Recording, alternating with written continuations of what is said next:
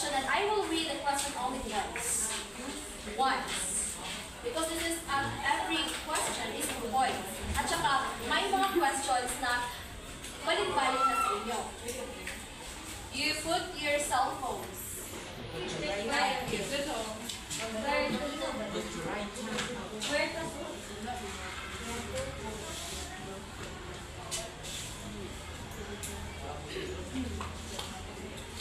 Okay, for question number 1, again, I will read the question once. So please be quiet. Which of the following is not a type of natural hazard? A. Biological hazard. B. Geohazard. C. Hydrological hazard. D. Meteorological hazard. Your 10 seconds starts now.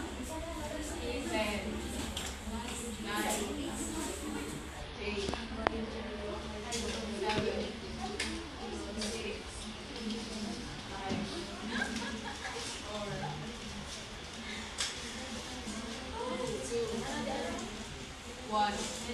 Time's up.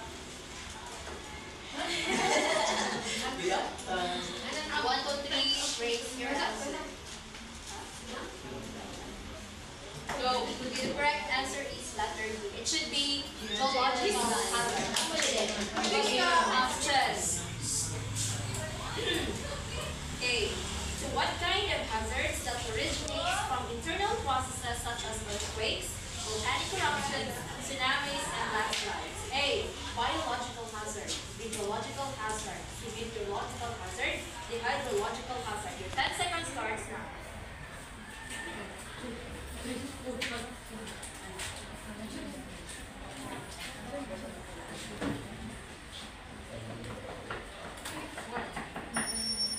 Raise your answers. The correct answer is letter B.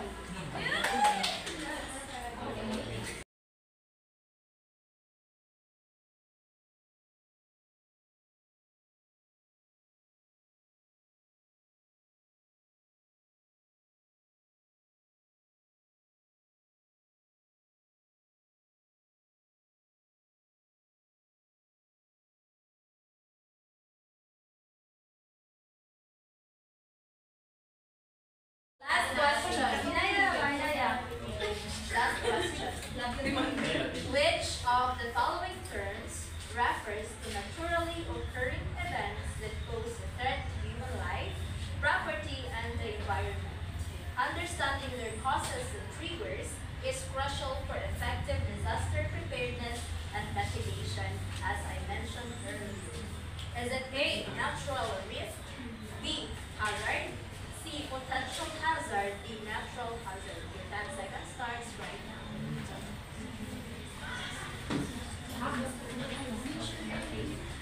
5, 4, 3, 2, 1, race. The correct answer is letter D.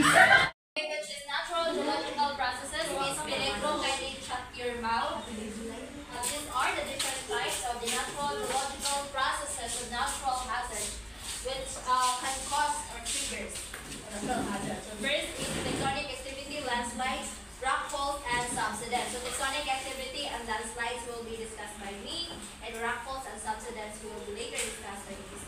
Laban. Okay.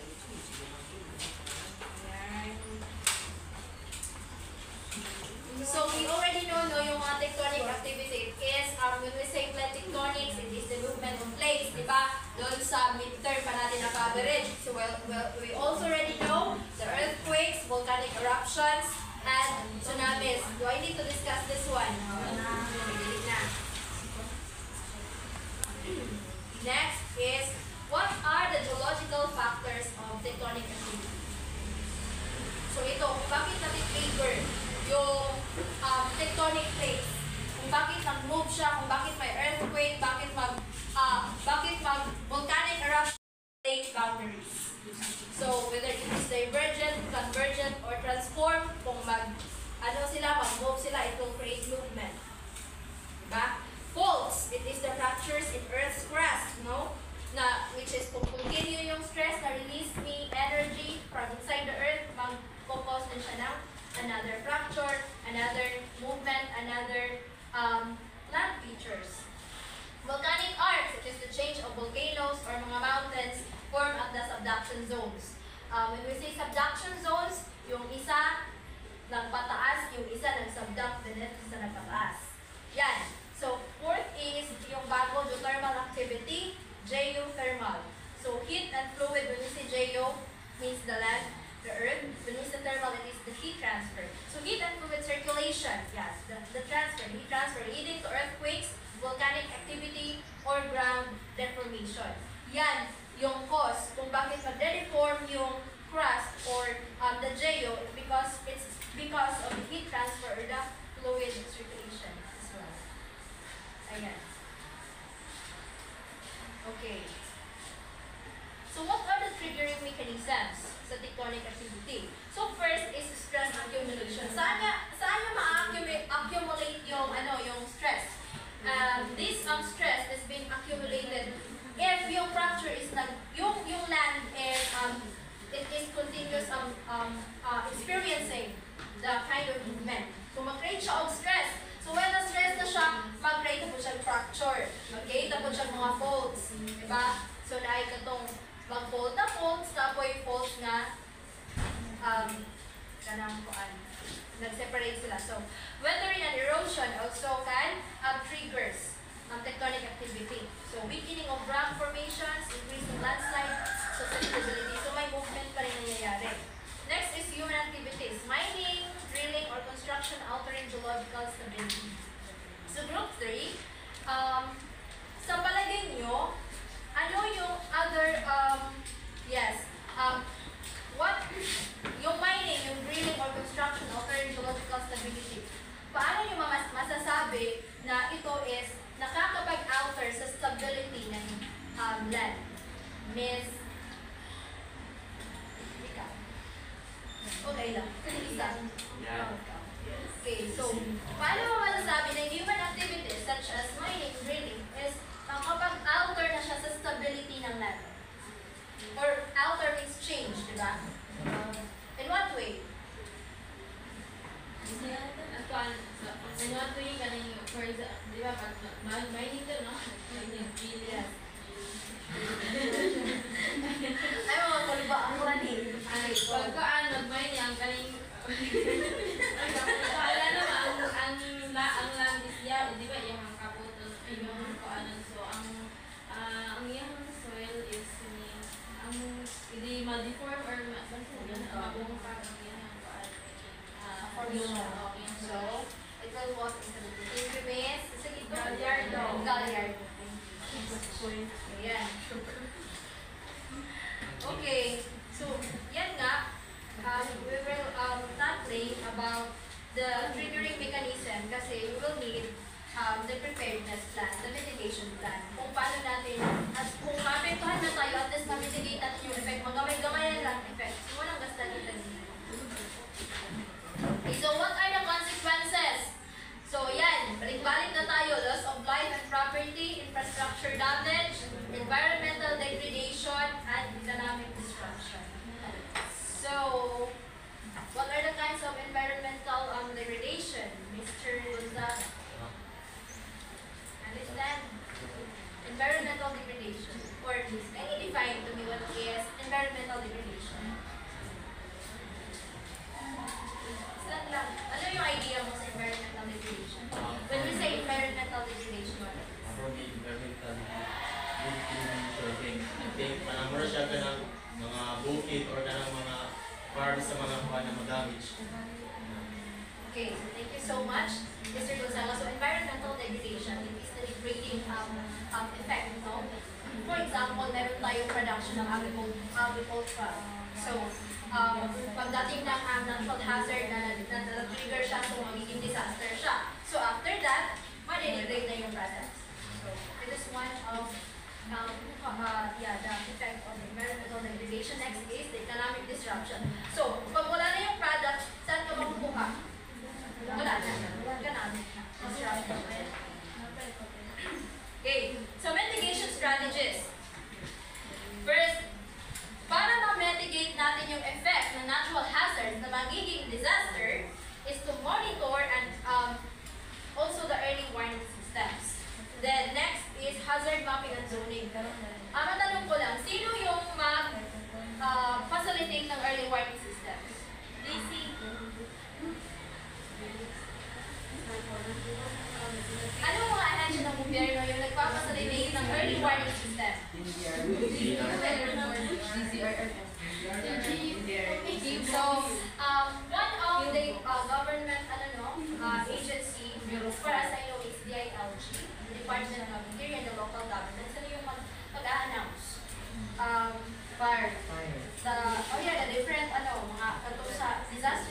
construction management. And especially ang DRRM na office. Okay, no? Di ba, pag-uman o ka ng earthquake or ka na wala pa yung earthquake nga, alert kay orange rainfall in regard survey na yan, di ba? And DRRMC. Yan yung trabaho nila. Hazard mapping and zoning. So, in our assessment activity, mag-try tayo ng hazard mapping. Next, hazard mapping and zoning. So, may purpose sa hazard mapping and zoning. So, the purpose of hazard mapping and zoning is when magbalhin ka puyo. So, as in, mabalhin lang bagag puyo, tas wala ka kabalo kung isa na siyang lugar. Okay, so, you should know nga, ay, prone din siya sa baha, prone din siya sa earthquake. What if, manginan, diba? So, you know that one. Infrastructure, design, and construction. So, to mitigate, for example, nakabalo na ka, nga kana siya is prone na gid sa baha. Sa may imuhang buhaton niya na design. Diba, dapat habog, para dili ka makuan. Tapos dapat ang foundation sa balay is live-on. Diba? Next, public education and awareness, of course, dapat talaga nating malaman na ay, mo din ang earthquake, mo din ang kuan, kabalo na ta, ay mo din ni, nani day mahitabo. Then, emergency preparedness and response planning. So, ayan, kung naka-experience na tayo ng disaster, naka-experience na tayo ng emergency, so sa susunod, alam, di pa ka maganda. Mamatay na ka, di pa ka maganda. After, response planning. Response planning. Pagkatapos ng disaster, ano yung gagawin mo? Pagkatapos ng earthquake, for example, yung mga building is, wala pa gani siya na-check, tapos mag-suri-suri na ka. So, from that way, wala ka nagbuhat o response planning. Okay? So, you need to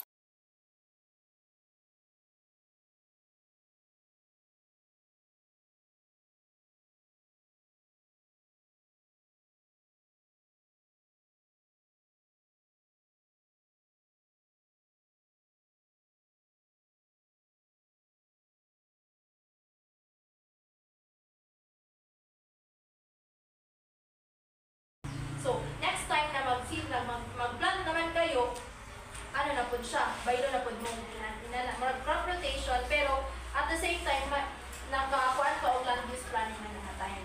Kaya, once mag-ang yung crop is unstable na siya, na-tendency nga yung ka is humog kayo siya. Labi ng patag, di ba? So, tapos ma-erode mo na siya. So, possible nga ka na siyang ma-eroded ng mga kuan, pwede na siya mag-apekto kung sila nga lugar. So, that's, ano siya? Topic will be discussed by Matanong na sila ng pagdaan. Kuan, ako sabi is about workforce and subsidence. Subsidence can lead to sinkholes, ground fractures, building damage, environmental hazards. Ang ang sinkholes, para sa discuss na ito sa una, is ka na ang una na sulaps ang ilalong or undergrounded. Pag madugagan ng pressure tong surface, once siya, mag-collapse na. Kailangan clay ay paano siya sa tubig. Kahit hindi na-align ang soil ko.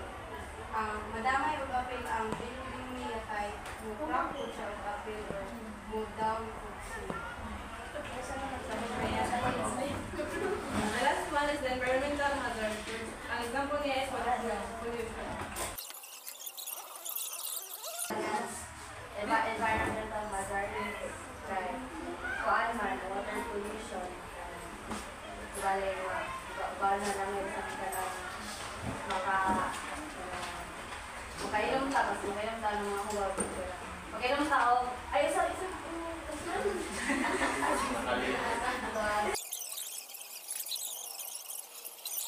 Lumakos ka, walang pollution by kuan. Pwede mamatay ang kanang mga marine lives.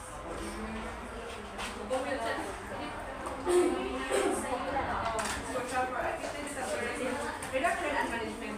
By acknowledging the role of natural geological processes, we can better prepare for and respond to this event.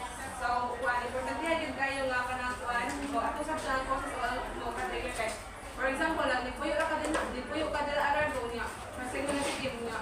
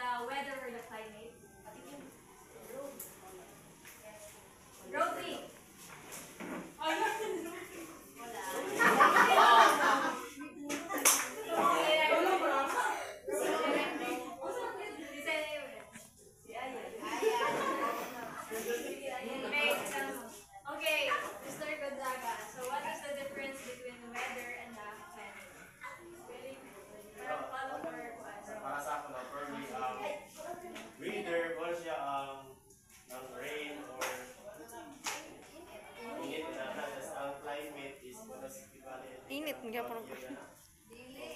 you read that up,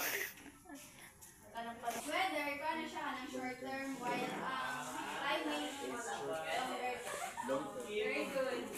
Multitask. General pattern of weather Four Earth systems, gali. First one, Hydrosphere, geosphere, biosphere. Tapos di ba nato yung kalima? What is it? Ice. Cryosphere. Cryosphere.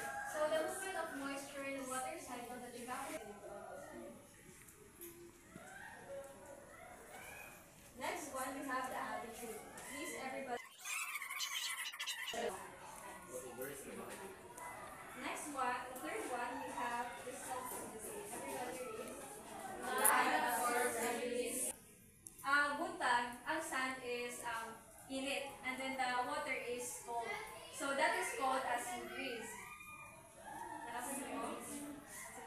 So at night, kung mga kong dagat, nakapansin mo ang sand is bugnaw, and then the water is init. Kapantay mo? Yes. Mga na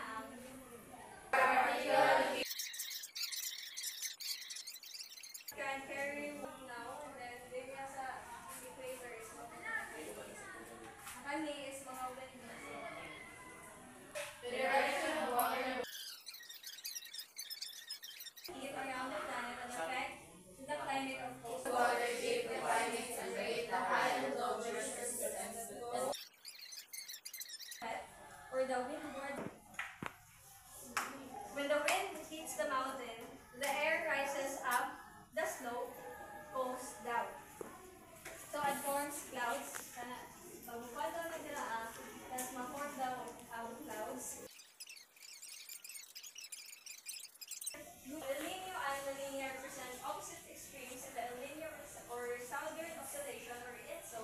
So the ENSO cycle refers to the coherent and sometimes very strong year-to-year variations in sea surface temperatures, rainfall, surface air pressure, and atmospheric circulation that occurs across the equator.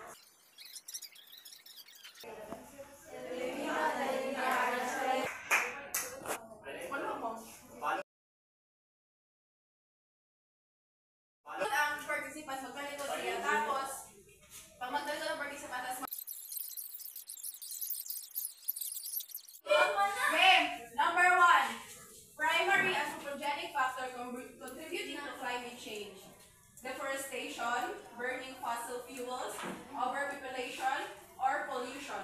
Again, primary anthropogenic factor contributing to climate change. Deforestation, burning fossil fuels, overpopulation, or pollution. Hindi na ako makatuhod.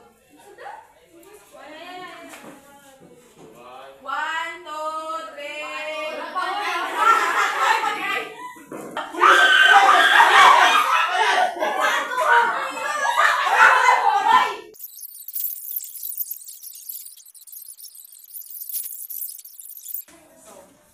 Anthropogenic factors refers to factor or influences originating from human activities that have an impact on the environment on other systems. So things that humans do to change or alter the environment that surround us. Human-made factors or influence that is created by humans. So in short, mga influence or mga factors na ang may gawa ay mga tao. Destruction of forests for other uses like agriculture. Deforestation leads to more surface water, causing flash floods. So trees act as natural sponges in our environment that absorb all the rainfall water that is from the rain.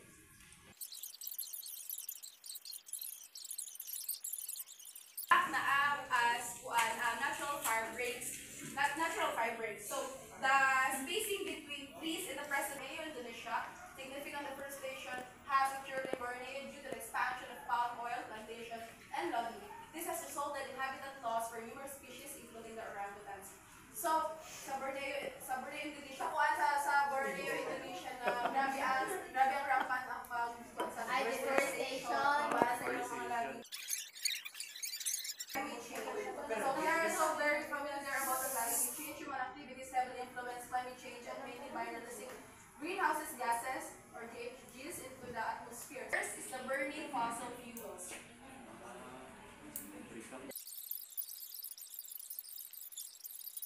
product. So sa cement production, it involves heating limestone. Hinahit nila ang limestone to high temperature na nag-release po o carbon dioxide sa carbon change sa atong natural environment or natural hazards.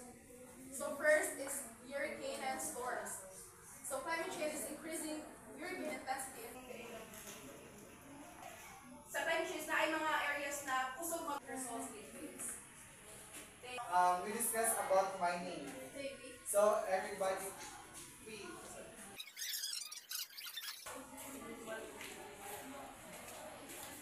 Di ba mining is mo siyang itong mga siya mga gold sa mga ilang ikot-kot sa mga yuta. So mo na siya maka-cause na siya mga kanang landslide, baha sa tuwa. Leading to increased erosion and fractures, which heighten the risk of landslides that puntas nila sa ilang niya, karbitong, was nakabaluma, karbitong, sa paning, kanang bumong pang yuta, so, mukha na siya o kana, mukulaps na siya dito sa flooding and water management issues. Mining alters hydrological systems with open pits potentially acting the triggers of creating flooding risk. Tailings ponds failures can lead to downstream flooding and water pollution where undeveloped activity.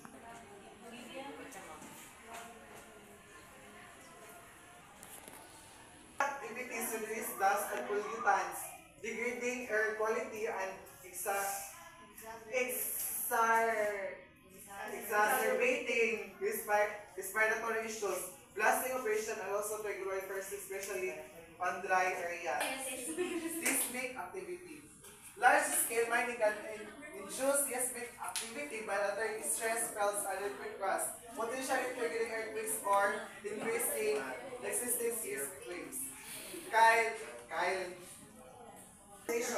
As an anthropogenic factor refers to the process of increasing human population concentration in cities and subsequent transformation of natural landscape into urban environment.